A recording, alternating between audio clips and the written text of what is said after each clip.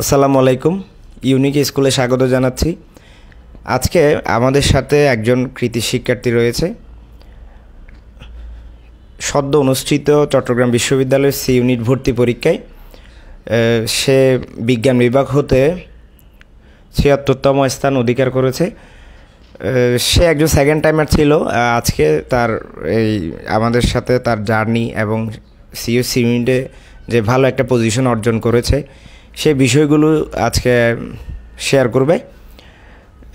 তানবীর আমাদের সাথে রয়েছে। সে চট্টগ্রাম ক্যান্ট পাবলিক কলেজ থেকে এইচএসসি পরীক্ষায় অংশগ্রহণ করেছিল এবং সেকেন্ড টাইমার হিসেবে সে সিইউতে ভর্তি পরীক্ষা দেয়, সিইউর বিবিএতে। সে প্রথম ভারে সে বিজ্ঞান বিভাগের বিষয়গুলোর জন্য প্রস্তুতি নিচ্ছিল, যেখানে তার মূল টার্গেট ছিল ইঞ্জিনিয়ারিং অনুষদ। তো পাশাপাশি সে হয়তো তার পাবলিক কোনো বিশ্ববিদ্যালয়ে চান্স হয়নি প্রথমবার, পাশাপাশি সে সেকেন্ড টাইমের প্রস্তুতি নিচ্ছিল। আমাদের অনলাইন ব্যাচে তার এনরোলমেন্ট ছিল। তো এবং সে ঢাকাতে ছিল, ঢাকাতে পাশাপাশি সে অনলাইনে আমাদের এই কোর্সটাতে প্রথম থেকে যুক্ত ছিল, যার কারণে তার একটা সেমিস্টার মনে হয় তোমার ওইখানে ইয়াতে তুমি পার করে আসছো। এখন হয়তো ওইটা ছেড়ে দিয়ে সিইউর বিবিএতেই তুমি চলে আসবে। তো তোমার যে জার্নিটা ছিল শুরু থেকে এবং তুমি এইচএসসির পরে তোমার টার্গেট সহ মিলে সব কিছু তুমি তোমার যারা তোমার জুনিয়র রয়েছে তাদেরকে তুমি শেয়ার করো। আসসালামু আলাইকুম এভরিওয়ান, থ্যাংক ইউ আমাকে বলার সুযোগ দেওয়ার জন্য। আমি তানভীর। সো আমি এইচএসসি কমপ্লিট করি চিরং ক্যান্টনমেন্ট পাবলিক কলেজ থেকে। সো আমি ফার্স্টে আমার ইঞ্জিনিয়ারিং প্রিপারেশন নেই। তো ওইখানে ইঞ্জিনিয়ারিং প্রিপারেশন যে বেসিক যে ইউনিভার্সিটিগুলো ওগুলোতে গভর্নমেন্টগুলোতে চান্স হয় নাই। সো গুচ্ছ ইউনিভার্সিটিতে চান্স হয় নোয়াখালী বিজ্ঞান ও প্রযুক্তিতে। সো দেন আফটার আমি ঢাকাতেই কন্টিনিউ করি, ঢাকা একটা প্রাইভেট ইউনিভার্সিটিতে। সো দেন আফটার আমি সেকেন্ড টাইমে বিবিএর জন্য প্রিপারেশন নিই বেসিক্যালি। তো ওখানে সিইউতেও এক্সাম দিই। সো আলহামদুলিল্লাহ সিইউতে এবছর চান্স পাই। সিইউর যেহেতু তুমি ইঞ্জিনিয়ারিং অনুষদের জন্য প্রথমবার প্রস্তুতি নিচ্ছে, তোমার ম্যাথ তো মোটামুটি ক্লিয়ার ছিল। তো তুমি কি মানে কোন বিষয়টাকে ফোকাস করে মূলত আমাদের অনলাইন ব্যাচে এনরোল করছিলা, এই বিষয়টা একটু শেয়ার করো। ওকে, সো আমি শুরুতে অ্যানালিটিক্যালে যে সব টপিকগুলো আসে ওগুলো নিয়ে শিওর ছিলাম না। আর ইঞ্জিনিয়ারিংয়ের জন্য আমি ইংলিশের প্রিপারেশনটা নেওয়া হয়নি। সো বেসিক্যালি এই দুইটা বিষয় আমার একটু অজানা ছিল। সো ওই বিষয়গুলো একটু দেখার জন্য, প্লাস কোয়েশনগুলো কীভাবে আসে, একটু এক্সামে পার্টিসিপেট করার জন্য সব মিলে প্রিপারেশনগুলো নিই। এই যে সিইউর সি ইউনিটে প্রশ্ন প্যাটার্ন অনুযায়ী যে আমাদের একটা বই আমরা তোমাদেরকে পেইড ব্যাচে দিয়েছিলাম, সিইউবি বেকরেকার, এই বইটা থেকে তোমাকে কতটুকু হেল্প করছে? তোমার ওয়েবসাইটের ক্লাসগুলো করার পাশাপাশি বইটা থেকে কি তুমি প্র্যাকটিস করছো কিনা? সো বেসিক্যালি যেটা বললাম, অ্যানালিটিক্যাল পার্টগুলো একটা অজানা ছিল যে ওই জিনিসগুলো থেকে কী ধরনের কোয়েশ্চেন আসে। সো আমি অ্যানালিটিক্যালের পার্টগুলো টাইপ ওয়াইজ এখান থেকে প্র্যাকটিস করা হয়। আর ম্যাথস আগে থেকে মোটামুটি জানা ছিল। সো কিছু ম্যাথসও প্র্যাকটিস করি। সো ওভারঅল একটা গোছানো প্রিপারেশন এখান থেকে কমপ্লিট হয়। তোমার মার্কস ছিল কত জিপিএ সহ? তোমার তো দুইটাতে প্লাস ছিল, টোটাল মার্কস ছিল 87.75 এরকম। তানবীরের জিপিএ সহ তার টোটাল মার্কস ছিল 87.75। তো যেখান থেকে 3 মার্কস হয়তো কাটার পরে এই মার্কসটা আসছে আর কি, তোমার সেকেন্ড টাইম যেহেতু তোমার 3 মার্কস। তো যারা সেকেন্ড টাইমার, তোমাদের অনেক হতাশা থাকে। ধরো বিজ্ঞান বিভাগের অনেক শিক্ষার্থীদের তাদের প্রথম বছরে হয়তো বা টার্গেট থাকে বিজ্ঞান, ইঞ্জিনিয়ারিং বা মেডিকেলের যে কোনো একটা ইয়াতে ভর্তি হওয়া, কিন্তু পাশাপাশি যদি না হয়, এই যে তানবীর তার সেকেন্ড টাইম প্রিপারেশনের মাধ্যমে এখন তো সে সিদ্ধান্ত নিল সে সিইউর বিবিএতেই ভালো একটা ডিপার্টমেন্ট হয়তো বা সে পাবে, যেহেতু তার পজিশনও ভালো, ৭৬তম। তো এরকম অনেক শিক্ষার্থী আমাদের সেকেন্ড টাইম থেকে যারা চান্স হয়েছে, যাদের মানে ফ্যামিলি জানে না, পাশাপাশি সে অন্য একটা ইয়াতে আপাতত প্রথম বছর বা একটা সেমিস্টার ওইখানে কন্টিনিউ করছে, কিন্তু পাশাপাশি অনলাইনে আমাদের এই কোর্সটা করছে। কারণ ন্যূনতম একটা পেমেন্ট ছিল 1500 টাকা। এখানে একটা বইয়ের পেমেন্টও আমরা বইয়ের পেমেন্ট নিচ্ছিলাম 400 টাকা। তো এখানে এই পেমেন্ট যদি শুধু ক্লাসের জন্য হয় 1100 টাকায়, মানে আমরা টোটাল মিলাই 1500 টাকা নিয়েছি, যেখানে আমরা ফার্স্ট থেকে একদম লাস্ট পর্যন্ত সার্ভিস দিচ্ছি স্টুডেন্টদেরকে। তো এইবারে যেহেতু আমরা প্রশ্ন প্যাটার্ন দেখতেছি ধাপে ধাপে কঠিনের দিকে যাচ্ছে, আমরা এবারে আরও 2টা অতিরিক্ত বই আনছে, একটা প্রিন্টেড মডেল টেস্ট সহ একটা প্র্যাকটিস বুক সহ আমরা এই পেমেন্টটা করছি 2000। তো আসলে একজন শিক্ষার্থীর জন্য এইটা সেকেন্ড টাইমটা একটু চ্যালেঞ্জিং, কিন্তু সেটা যদি অনলাইনে হয় কম পেমেন্টের মধ্যে যদি ভালো একটা সার্ভিস পাওয়া যায় তাহলে ভালো একটা আউটপুট কিন্তু শিক্ষার্থীরা পেয়ে যায়। যে একভাবে পেল তানবীর কিন্তু সে হাসানুল্লাহ ইউনিভার্সিটিতে সিএসিতে ত্রিপলিতে সে একটা সেমিস্টার কন্টিনিউ করছে, পাশাপাশি কিন্তু এটা কি তুমি ফ্যামিলিতে জানাইছিলে যে প্রস্তুতি নিচ্ছ সেকেন্ড টাইম? এটা হ্যাঁ, আচ্ছা আচ্ছা। তুমি তাহলে চিটাগং থেকেই পরীক্ষা দিছো, মানে চিটাগংয়ে হলেই দিছো? আচ্ছা। তো সেকেন্ড টাইম যারা এখানে যে একটা চ্যালেঞ্জিং ফ্যামিলি প্রেশার, যেহেতু তোমাকে তো ফ্যামিলি থেকে মনে হয় সাপোর্ট দেওয়া হয়েছে, অনেককেই ফ্যামিলি সাপোর্ট দেয় না, তো তুমি হুট করে যে সায়েন্স থেকে আবার যে কমার্সে চলে আসতেছো, এটার জন্য কি মানে পাবলিকে পড়ার জন্য, ভালো একটা পাবলিক বিশ্ববিদ্যালয়ে পড়ার জন্য এটা ডিসিশন, এখানে কি ফ্যামিলির কোনো আছে কিনা, বা তোমার নাকি তোমার ব্যক্তিগত সিদ্ধান্ত? এটা না, এটা বেসিক্যালি আমার পার্সোনাল ডিসিশন যে ইঞ্জিনিয়ারিং ছেড়ে বিবিএতে এনরোল করা, কজ আমি চাচ্ছিলাম যে ইউনিভার্সিটি লাইফে একটু ফ্রি টাইম রাখার জন্য, কজ আমার কিছু আমি নিজে ক্যারিয়ার গোল আছে। এক্স্যাক্টলি। সো প্লাস চিটংয়েও থাকা যাচ্ছে, একটা বড় অ্যাডভান্টেজ, আমি ছোটো থেকে চিটংয়ে আছি, প্লাস পাবলিক ইউনিভার্সিটিও একটা ভালো পাবলিক ইউনিভার্সিটিতে পড়ার সুযোগ পাচ্ছি। সো সব মিলাই আপাতত এই ডিসিশন। সো লেটস সি ইনশাল্লাহ।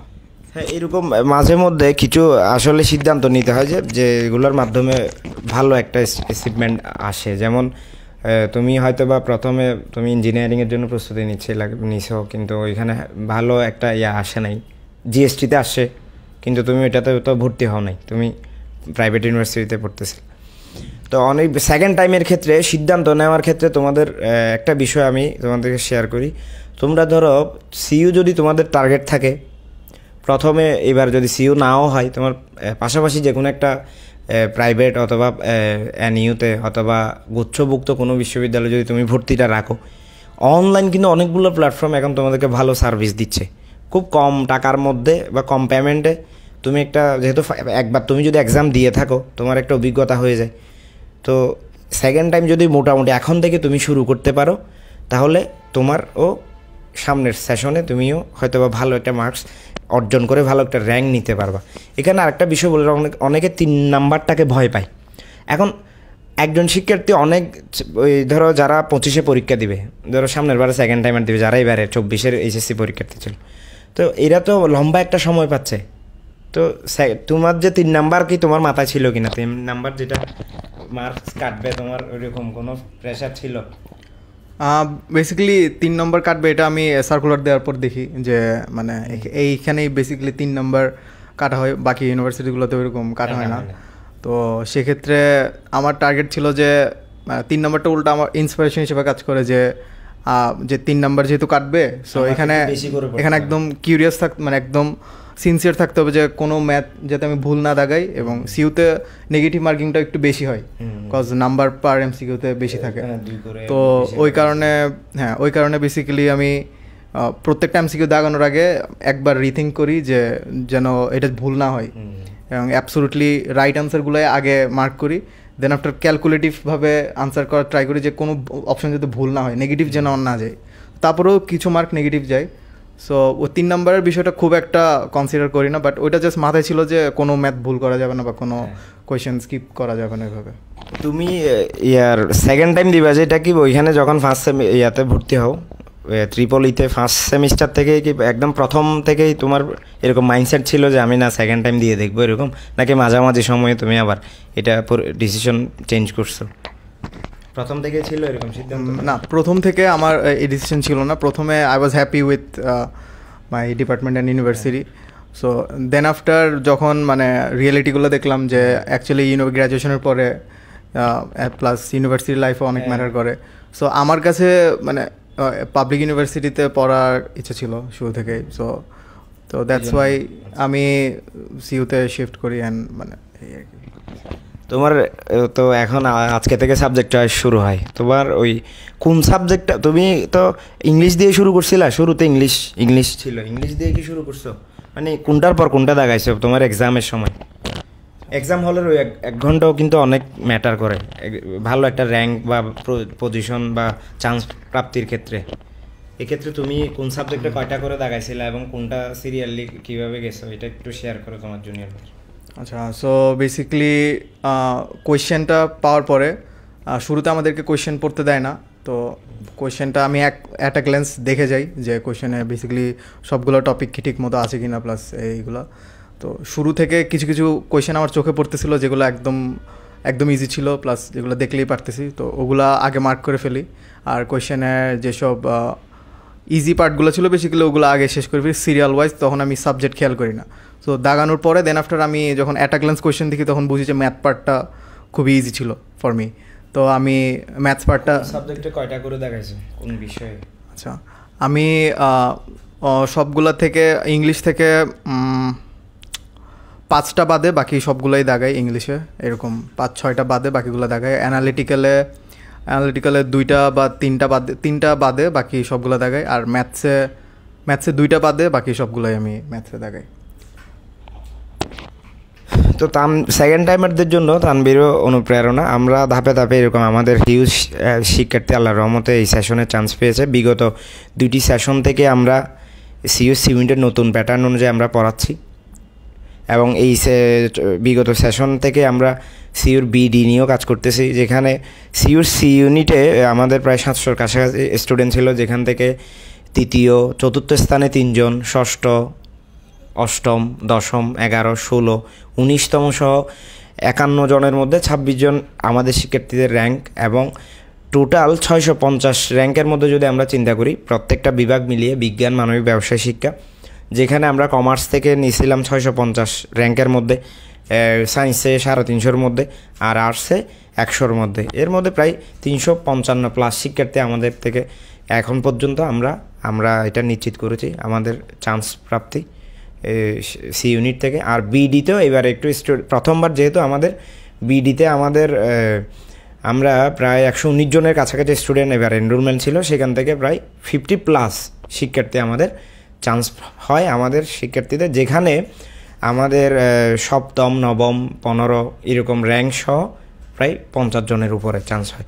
এখানে একটা বিষয় বলে রাখি, আমরা ইউনিট ভিত্তিক আলাদা মেন্টর নিয়ে আমরা কাজ দিয়ে স্টুডেন্টদেরকে সেবা দেওয়ার চেষ্টা করি, যাতে টিচারদেরও নির্দিষ্ট ইউনিট ভিত্তিক একটা ফোকাস থাকে। সিইউস ইউনিটে যারা কাজ করে তাদেরকে দিয়ে আমরা কিন্তু আবার বিডিতে আমরা পড়াচ্ছি না, বিডিতে আলাদা মেন্টর আমরা রেখেছি, যার কারণে ওই টিচাররাও শিক্ষার্থীদের জন্য ভালো একটা আউটপুটের ব্যবস্থা করতে পারে, মানে ভালো শুধু ওই ইউনিটগুলোকে ফোকাস রেখে টিচাররা পড়াতে পারেন, যার কারণে আমরা ভালো একটা আউটপুট পাই। মানে রেজাল্টটা তো তারই প্রমাণ, তোমরা দেখতে পাচ্ছ। বেশিরভাগ শিক্ষার্থী আমরা এখানে লাইভে এনেছি, ধাপে ধাপে অনেকে গ্রামে ছিল, রমজানের সময় রেজাল্ট আমরা আনতে পারি না, এখন হয়তো ধাপে ধাপে সবাইকে আনবো। তো তানভীর, তোমাকে ধন্যবাদ আমাদের হিস্ট্রিতে এসে সময় দেওয়ার জন্য।